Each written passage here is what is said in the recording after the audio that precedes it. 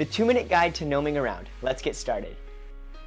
The goal of the game is to get the lowest score over 3 rounds.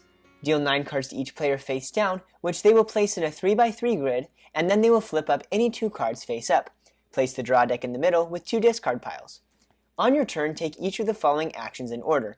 Draw from the deck or the top card from one of the discard piles. If you want to keep it, replace any card in your grid.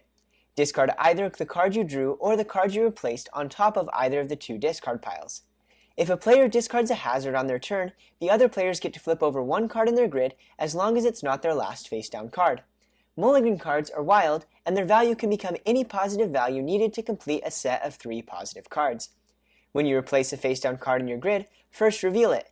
If it is a positive value that matches the card you replaced it with, or at least one other card already in your grid, you may use it to replace another card in your grid instead of discarding it.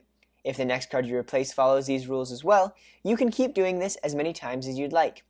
When a player replaces their last face-down card in their grid, each other player is given 1 final turn, and then the round ends.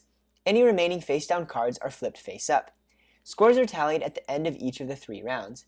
Negative cards and positive cards not in matching sets earn players points equal to their face value. Hazards are plus 10, and a mulligan card not in a set of 3 is worth 0.